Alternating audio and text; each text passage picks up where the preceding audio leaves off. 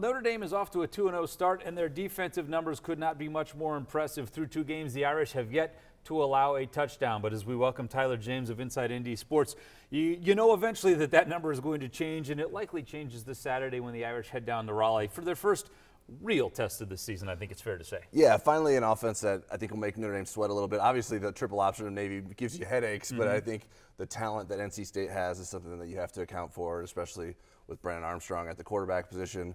A well-rounded offense that can hurt you in different ways, and Notre Dame got at least a little bit of practice last week against Tennessee State against a more normal offense, and something a little bit more similar to what it'll see this weekend against NC State. Armstrong is like your classic dual-threat quarterback. He can throw, but he also moves the ball really well with his own legs. It's going to put a lot of pressure on Notre Dame's defense, but their defensive line so far has been really good at stopping the run.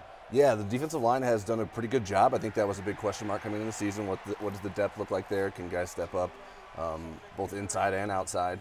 And I think they've done a good job. There's been a lot of guys contributing, even with Gabe Rubio out with a knee injury. They've been able to manufacture some strength inside and guys stepping up, Jason Ane especially, and Howard Cross was named a defensive player of the game by Notre Dame this past week. So that D-line has a big role, especially coming up this week, trying to contain Brennan Armstrong and not over-pursuing him because he's going to be doing all kinds of dancing in the backfield. For sure. I thought Anye probably had his best game as a Notre Dame football player as well. Yep. Combination of what he did on defense and, of course, the block kick on special teams. Sure. And he's just kind of a good energy guy for that Absolutely, unit. Yep. How do you contain Brennan Armstrong? And Notre Dame's seen him in the past back when he was at Virginia, but he's a unique kind of player. Yeah, one of the phrases that Marcus Freeman said, we can't get behind the quarterback. We don't want to over-pursue. We don't want to rush too far back into the pocket because he's just going to step up and make things happen. So I think you just have to maintain your rush lane integrity and make sure that you sort of keep track of where that quarterback is. Don't go to where you think he's going to be. Make sure you have a sense of where he's at and being able to adjust to where he may be going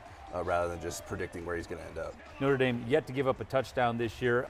What do you think they can afford to sacrifice this Saturday and still come home with a victory? Yeah, I think they can give up a couple touchdowns. I think the offense is still going to be – I don't think the offense is going to score 56 points or continue to play as high-powered as it has been. But, yeah, I think you can give up 2 or 3 touchdowns and still probably feel comfortable. I think the timing matters. Like, you don't want to have NC State score the first 3 touchdowns. Right, yeah. But I do think that they could give up some points and still have enough offensive firepower to hang in there. But certainly you'd like Notre Dame to be ahead first and then let NC State maybe score after.